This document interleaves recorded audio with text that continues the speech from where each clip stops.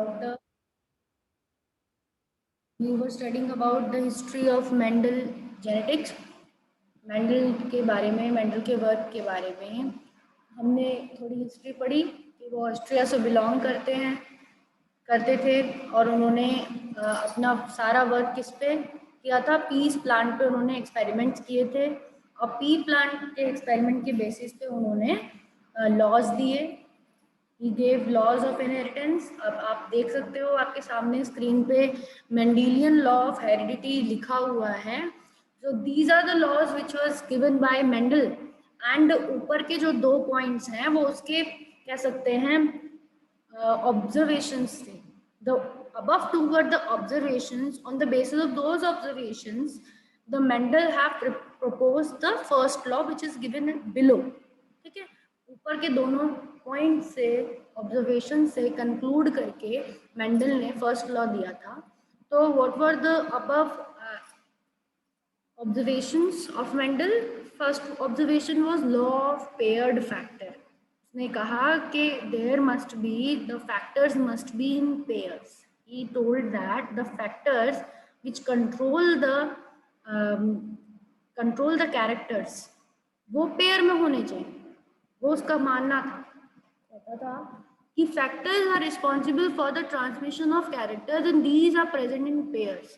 ये factors, because तब gene नाम डिस्कवर नहीं हुआ था, जीन नाम बाद में डिस्कवर हुआ है, तो उसके लिए वो जीन की जगह क्या यूज करता था, फैक्टर्स को यूज करता था।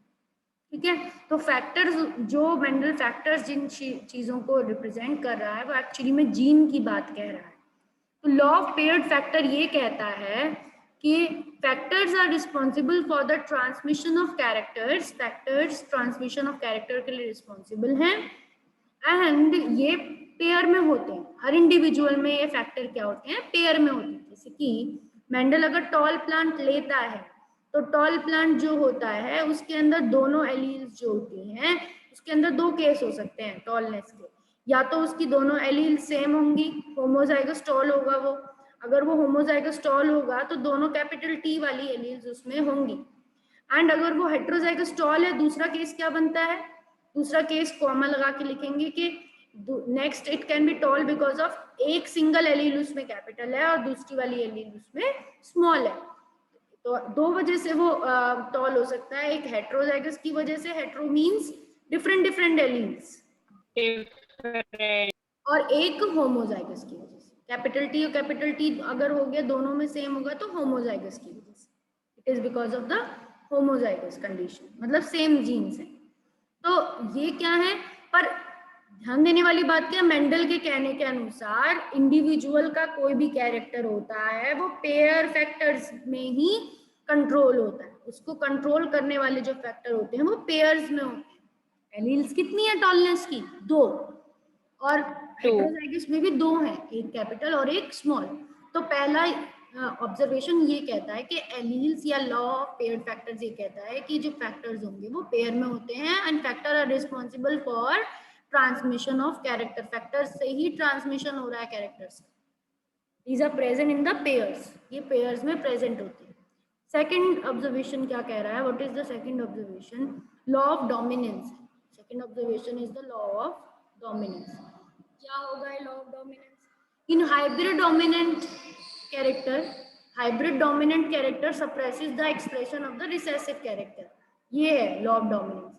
ये हाइब्रिड में अगर होगा, अभी जब हम बात कर रहे थे हाइब्रिड किसको कहेंगे, हेट्रोजाइगस को ही हाइब्रिड भी बोल सकते हैं, मतलब जिसके अंदर दोनों जो जीन्स हैं वो अलग अलग हैं, तो उसे हेट्रोजाइगस को हम हाइब्रिड कह सकते हैं। ठीक है, उसमें दोनों डिफरेंट है, तो उसमें उसकी बात कह रहा है। हाइब्रिड में यानी हेट्रोजाइगस में जो डोमिनेंट एलील होगी, यानी कैपिटल टी और स्मॉल टी जब साथ में है तो डोमिनेंट एलील कौन सी वाली है, कैपिटल टी वाली। तो कैपिटल टी वाली एलील जो होगी वो क्या करेगी, dominant character will suppress, dominant जो कैरेक्टर होगा सप्रेस कर देगा किसका एक्सप्रेशन, रिसेसिव कैरेक्टर के एक्सप्रेशन को सप्रेस कर देगा, रिसेसिव कैरेक्टर के expression.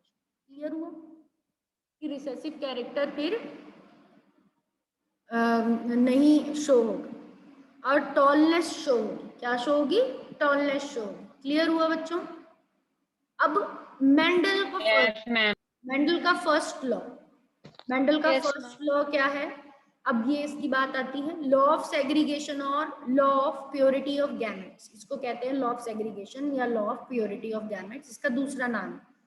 You can say Mendel first law और स्लैश और इट्स रिटन हेयर, और भी बोल सकते हो, या तो ये इस तरह क्वेश्चन में आ जाएगा state the Mendel's first law, या ऐसे आ सकता है state the law of segregation, या ऐसे आ सकता है state the law of purity of gametes. किसी भी तरीके से आ सकता है, तीनों वे में आ सकता है क्वेश्चन, पर आंसर सेम ही रहेगा। उसका आंसर क्या रहेगा कि इट स्टेट्स दैट, ये इसकी स्टेटमेंट है कि it states that when a pair of factors, जब भी कोई pair of factors for a character, किसी एक कैरेक्टर के लिए टुगेदर लाए जाते हैं, मतलब वो एक साथ होते हैं जब भी किसी पेयर ऑफ कैरेक्टर हाइब्रिड में, तो वो सेपरेट होते हैं, दे segregate, they get separated, they segregate during the formation of gametes, उनको सेपरेट होना पड़ता है गैमेट्स बनने के वक्त। ये लॉ है, मतलब जब F1 में हेट्रोजाइगस होंगे सारे के सारे टी और कैपिटल टी और स्मॉल टी वाले होंगे, तब जब सेल्फिंग होगी, ठीक है, जब इस पेरेंट की सेल्फिंग होगी हेट्रोजाइगस F1 जनरेशन की हम सेल्फिंग करते हैं और तब हम F2 जनरेशन पाते हैं। तो जब इस पेरेंट की, जिसमें कैपिटल टी है, दूसरे में भी कैपिटल टी, तब इसके गैमेट्स बनेंगे, कहने की बात ये है, तब दोनों अलग अलग तरह के गैमेट बनेंगे। हाफ गैमेट कैपिटल टी वाले बनेंगे, सिंगल एलील आएगी उसमें हाइट की, और हाफ गैमेट स्मॉल टी वाले बनेंगे। Half gamete will be capital T, half gamete will be small T. Clear? तो ये होता है प्योरिटी ऑफ गैमेट्स। क्लियर हो गया बच्चों? Yes, ma'am. Okay. Yes, ma'am. This is purity of gamete.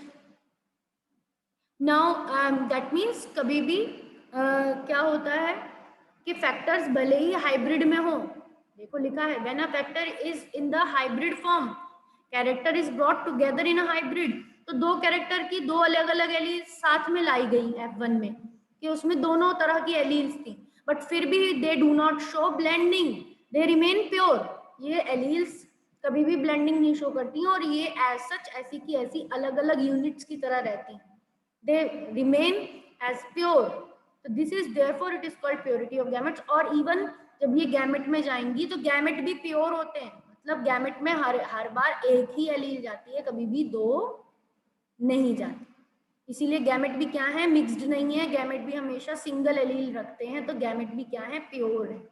ये वाला पेरेंट गैमेट बनाएगा तो एक में कैपिटल टी बनाएगा, एक में स्मॉल टी बनाएगा, ठीक है। यानी इनमें जब ये पेयर में होती हैं तब इनमें कोई भी ब्लेंडिंग नहीं होती, it shows no blending, no mixing, भले ही ये दोनों अलग अलग एलील साथ में है F1 के अंदर, but there is no mixing of alleles, ठीक है, कोई भी मिक्सिंग नहीं होती, there is no mixing. Clear हो गया? ठीक है, this is purity of gametes. Ma'am, हाँ बताओ। मैम एक डाउट है।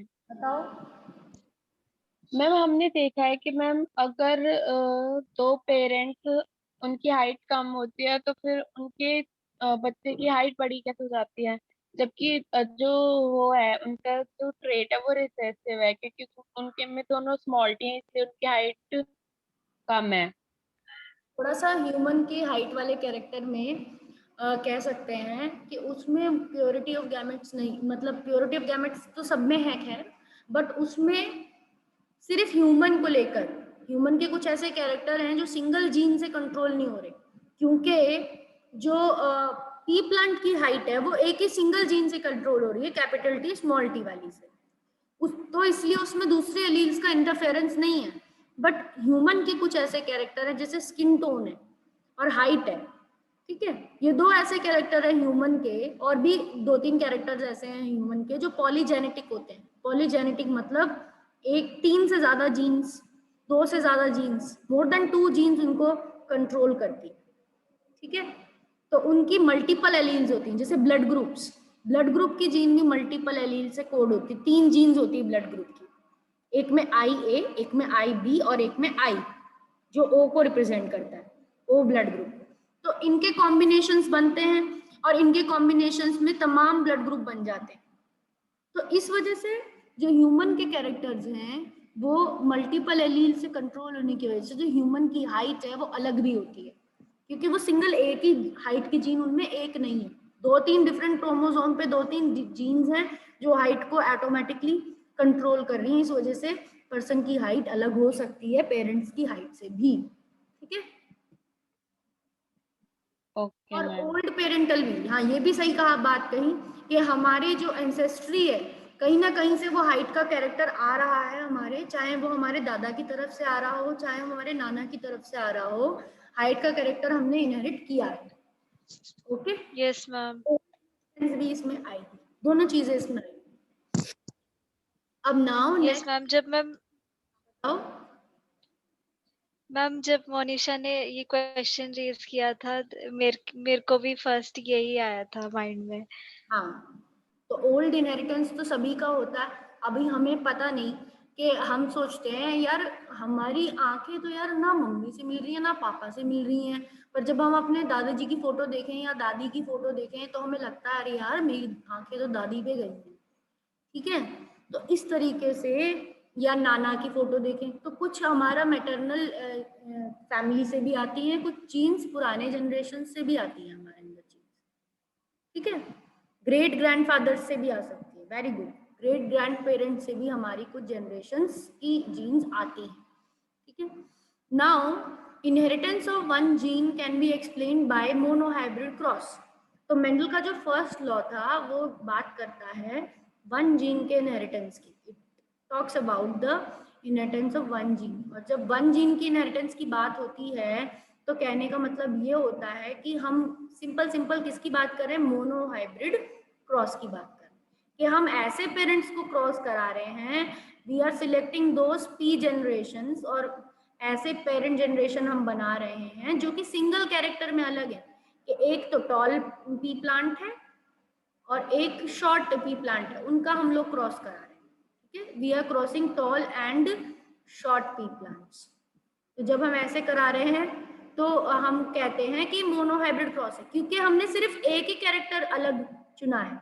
इनमें बाकी ऑल 6 कैरेक्टर, सिर्फ हाइट का डिफरेंस है इनमें, सिर्फ हाइट कैरेक्टर को हम चेक करना चाहते हैं जब हम मोनोहाइब्रिड क्रॉस कर रहे हैं, तो हम सिर्फ हाइट का डिफरेंस लेते हैं, इनमें बाकी सारे कैरेक्टर सेम होते हैं।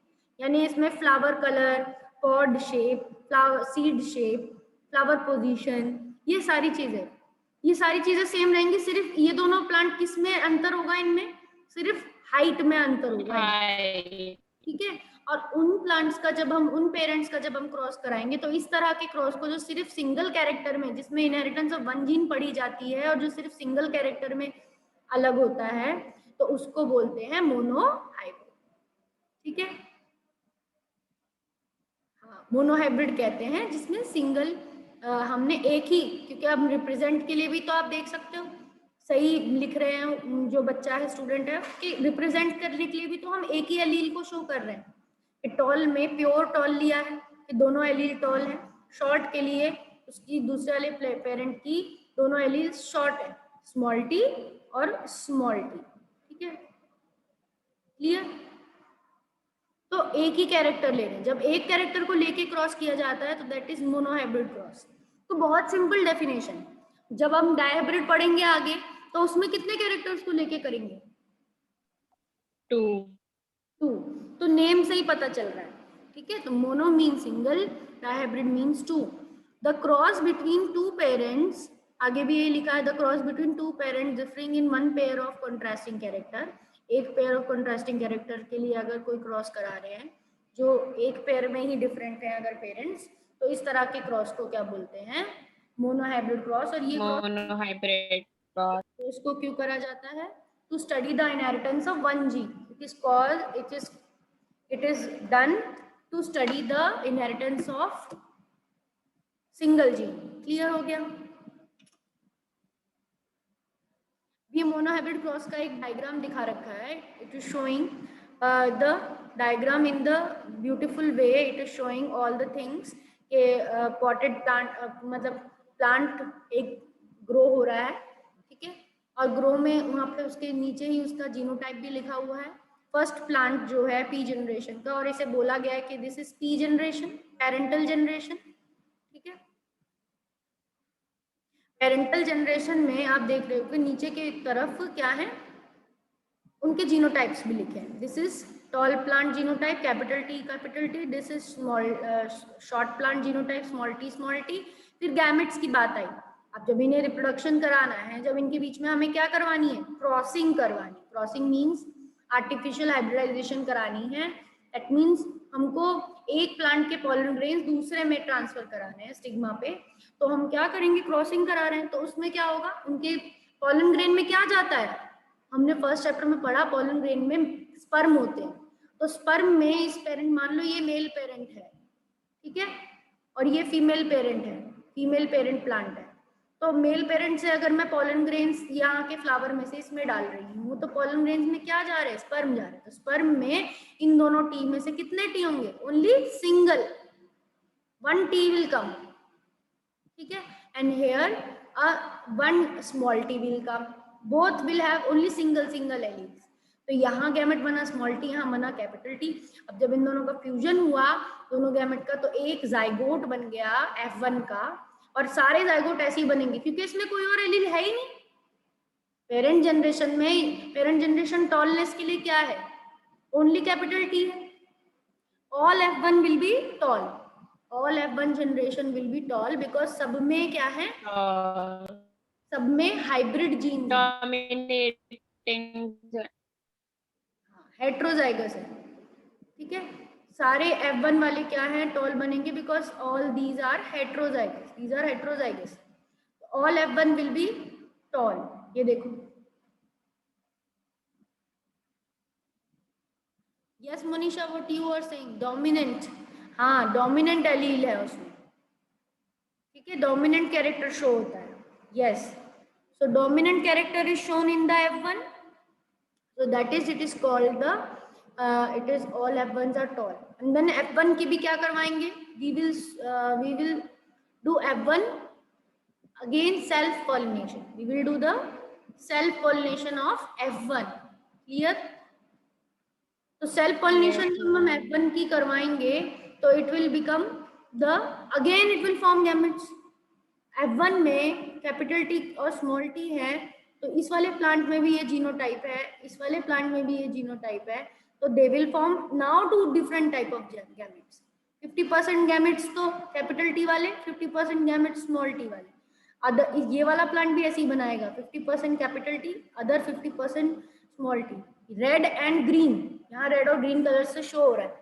तो हम क्या करेंगे, हम एक रोम्बस टाइप एक स्क्वायर बनाएंगे, ठीक है, या डायगनली कह सकते हैं, इस तरह से टिल्टेड स्क्वायर बना रहता है ये, हम इसे स्ट्रेट भी बना सकते हैं, डजंट मैटर कि हम इसे टिल्टेड ही बनाएं, ठीक है, और ऐसा स्क्वायर बना के हम इसके मतलब कॉलम में और रो पे अलग अलग पेरेंट के गैमेट लिख देंगे। इधर हमने इस वाले प्लांट के गैमेट लिख दिए फर्स्ट वाले के, कैपिटल टी स्मॉल टी, और दूसरी तरफ हमने इसके लिख दिए सेकंड वाले के, ठीक है, कैपिटल टी और स्मॉल टी, सेम ही गैमेट्स हैं दोनों के। अब इनको फर्स्ट वाली रो को कंप्लीट करने के लिए, फर्स्ट गैमेट उठाएंगे और पहले वाले से भी फ्यूज करेंगे, यानी कि इससे, जब इससे करेंगे तो इसके अंदर आएगा कैपिटल टी और कैपिटल टी, दोनों कैपिटल टी आएंगे। जब इसको सेकंड वाले से करेंगे, फर्स्ट रो को ही पूरा कर रहे हैं, फर्स्ट गैमेट को सेकंड प्लांट के सेकंड तरह के गैमेट से करेंगे, तो कैपिटल टी और स्मॉल टी आएगा, ठीक है। तो अब सेकंड नंबर, अब इसकी बारी है, इसको भी करेंगे फर्स्ट वाले से, तो क्या आएगा, स्मॉल टी और कैपिटल टी, चाहे आप स्मॉल टी को पहले लिख दो चाहे बाद में लिख दो, डजंट मैटर, और फिर स्मॉल टी को इससे करेंगे तो क्या आएगा, स्मॉल टी, ठीक है। तो अब ये वाला चेकर बॉक्स इसकी तरह आप देख सकते हो, ये ऐसे ही भरा हुआ है, तो इसमें आपका this is filled and this type of box is known as Punnett square. इसको कौन सा स्क्वायर बोलते हैं, पुनिट स्क्वायर बोलते हैं। This is a square representation, it is a graphical representation जिसमें ऑल पॉसिबल जीनोटाइप्स हमें दिख जाते हैं, जितने भी जीनोटाइप्स बनने थे।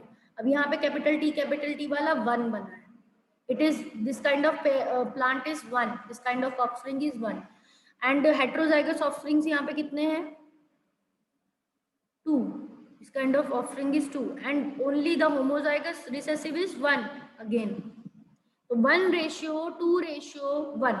This is genotypic ratio. So we getting genotypic ratio of 3 different genotypes.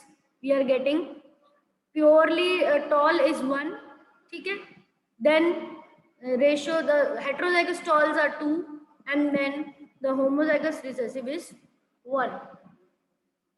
Sorry, 1 होगा. लास्ट में क्या आएगा? 1 आएगा. Yes, 1. Good. So as we can see, because of those genotype only, the plants are also showing the physical phenotypes. कितने तरह के आपको दिखे? There are 3 tall. Phenotype देखना बहुत आसान है. Easily you can see the phenotype. These 3 are. ये तो genotypic ratio हो गया बेटा.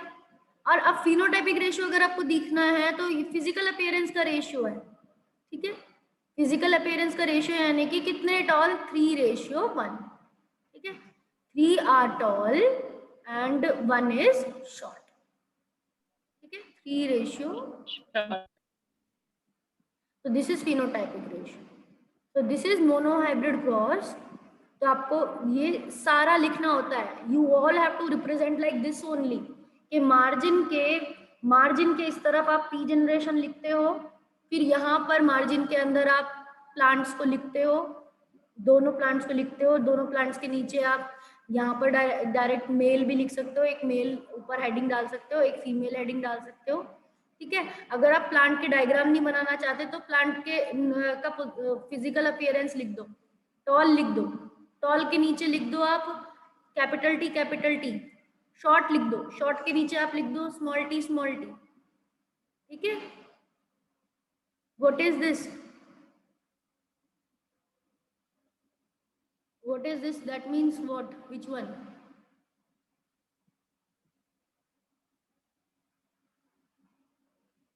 These are pea plants.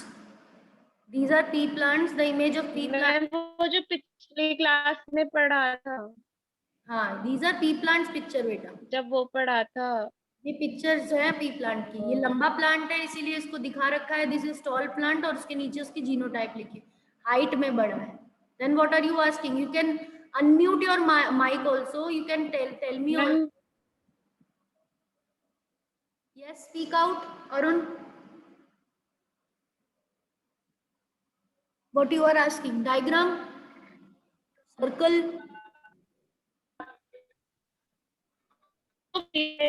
वाले सिंबल वो पिछली क्लास में जो हमने पढ़े थे. सिंबल्स आप लगा सकते हो, सही कह रहे हो.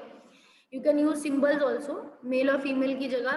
तो if you are making this plant male, then you can write that circle and a arrow, because the male gamete is motile, that's why it is shown as this. And otherwise you make a circle and plus symbol, that means a stationary gamete, that means female gamete, egg, ठीक है? तो circle और arrow लगाने से sperm है, and if it is circle and plus sign then it is a egg. तो आप ऐसे भी बना सकते हो. तो वो तो यहाँ पर ऊपर सिंबल लगा सकते हो फॉर मेल एंड फीमेल, ठीक है? मेल और फीमेल के लिए आप ये सिंबल्स भी लगा सकते हो, ठीक है? नाउ आप इस तरह से बनाओगे. F1 जनरेशन आप इस तरफ F1 मेंशन करोगे और F1 के सामने आप F1 का रिजल्ट दोगे कि it is capital T small t, and you will write also कि ऑल आर टॉल. जीनोटाइप में all are capital T and small t. देखो यहाँ पे कितने अच्छे से बताया जीनोटाइप में कि और सारे के सारे कैपिटल T और स्मॉल t जीनोटाइप होते हैं, और सारे के सारे फिनोटाइप कैसे होते हैं? टॉल होते हैं. फिर आप आ जाते हो नेक्स्ट हेडिंग पे, F2 जनरेशन डालोगे. F2 जनरेशन से पहले यहाँ पे सेल्फिंग हो रही है. This method is going on mating. This mating can also be called as selfing, ठीक है? किसकी सेल्फिंग हो रही है? F1 की सेल्फिंग हो रही है. F1 generation. F1 सेल्फिंग लिख सकते हो आप. F1 सेल्फिंग आप यहाँ पर बीच में मेंशन नहीं करोगे. F1 सेल्फिंग आप इस पॉइंट पे यहाँ पर एक बीच में पॉइंट बना सकते हो, F1 सेल्फिंग. फिर F1 सेल्फिंग के बाद you will see that there are gametes. 2 अलग अलग तरह के गैमेट्स बन गए. देन F1 सेल्फिंग के बाद आप गैमेट्स लिख देंगे, ठीक है, गैमेट्स का एक और बार पॉइंट बना देंगे, और गैमेट्स के बाद आप लिख दोगे F2, you will get an F2 generation. F2 generation जब आपको मिलेगी तो पुनिट स्क्वायर में आपने बना ली, you have drawn F1 generation, F2 के लिए this Punnett square is for F2 generation, ठीक है। F2 जनरेशन के लिए आपने पुनिट स्क्वायर बना लिया एंड देन जीनोटाइप आपने लिख दिए। ये देखो 3 जीनोटाइप लिखे हुए हैं, capital T, capital T small T और स्मॉल टी और रेशियो के सिंबल लगे हुए हैं और इनकी वैल्यूज लिखी हुई हैं कि ये वाला कैपिटल टी 1 आया है, ये हेटेरोजाइगस वाले 2 आए हैं एंड होमोजाइगस रिसेसिव जो है स्मॉल 1 है। एंड फिनोटाइपिक में भी लिखा हुआ है टॉल रेशियो ड्वार्फ 3:1। तो देखने में बहुत आसान लग रहा है कि हाँ ये तो बहुत ही सिंपल क्रॉस है और मैं तो बना लूंगी और कोई दिक्कत नहीं होगी, बट जब एग्जाम में आता है तो बहुत बच्चे कुछ ना कुछ पॉइंट इसमें मिस कर जाते हैं। आपको यहाँ तक फुल बनाना होता है, रेशियोज तक आपको पूरा बनाना होता है, तब जाके आपका फुल होता है, ठीक है, क्लियर? Yes ma'am. जब तक आप इसकी प्रैक्टिस नहीं करोगे 2-3 बार, जब तक आपको नहीं होगा कि आप बना पाओगे कि नहीं बना। This is very important to practice. तो ये इस तरह से भी, जैसे मैं भी बता रही थी, ऐसे भी लिख के बनाया जा सकता है। This is also can be drawn like this only, कि यहाँ पे मार्जिन्स में लिख दिया आपने P generation, F1 generation, self pollination, ये हेडिंग्स बन जाएंगी, ठीक है। और इन हेडिंग्स के सामने सामने आप लिखते भी जाओगे, P जनरेशन में फिनोटाइप, उसके नीचे जीनोटाइप, ठीक है। देखो मैंने कहा था ना, टॉल लिख दोगे, टॉल के नीचे उसकी जीनोटाइप लिख देना, डॉर्फ लिख दोगे, उसके नीचे उसकी जीनोटाइप लिख देना, ऐसे भी लिखा जा सकता है। In this form also you can represent. F1 बना, F1 में आपने दोनों का मिक्स करके बना दिया, कैपिटल टी ऑल टॉल यहीं लिख दिया। देन सेल्फ पॉलिनेटिंग दिखा दिया आपने, सेल्फ पॉलिनेटिंग दिखा रहे हो तो उसमें आपने F2 के लिए आपने एक स्क्वायर बना दिया। ये स्क्वायर स्ट्रेट भी बन सकता है, इन्होंने सही बनाया, ऐसा भी बना सकते हैं, दोनों सही है। बस शर्त क्या है, शर्त ये है कि अंदर के जो ये कॉम्बिनेशंस हैं ये सही होने चाहिए, और जो एक कॉलम में ये वाला गैमेट सही लिखा होना चाहिए और ये वाला भी सही, रो में भी ये गैमेट, क्योंकि कॉलम में आप एक सेक्स के गैमेट्स लिखते हैं फीमेल के, एंड रो पे आप दूसरे गैमेट्स के लिखते हैं मेल के, क्लियर। फिनोटाइपिक रेशियो भी आप लिख दोगे 3:1 एंड जीनोटाइपिक रेशियो भी आप लिख दोगे 1:2:1 and then only your cross is complete, clear. Other than this अगर आपने ऐसे नहीं बनाया तो आपका क्रॉस कंप्लीट नहीं होगा। तो आज का आपका होमवर्क यही रहेगा कि you have to draw the monohybrid cross, you have to write the first law, ठीक है। कल तो हमने जेनेटिक्स की टर्मिनोलॉजी के डेफिनेशन दिए थे आपको होमवर्क में, आज आपको मोनोहाइब्रिड क्रॉस की डेफिनेशन लिखनी है, देन आपको फर्स्ट लॉ की डेफिनेशन लिखनी है, law of pair factor, law of dominance, and then आपको पूरा क्रॉस बना के दिखाना है टॉल हाइट का, शॉर्ट प्लांट का। This will be your homework, okay.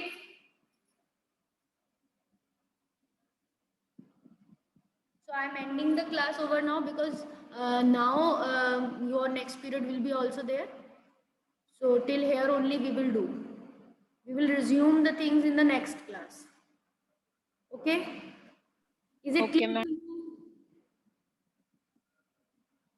Test cross का topic है next. तो test cross को we will do because it is a new topic. So we will do in the next class. Okay? Okay, ma'am. ठीक है. Arun, are you a new student?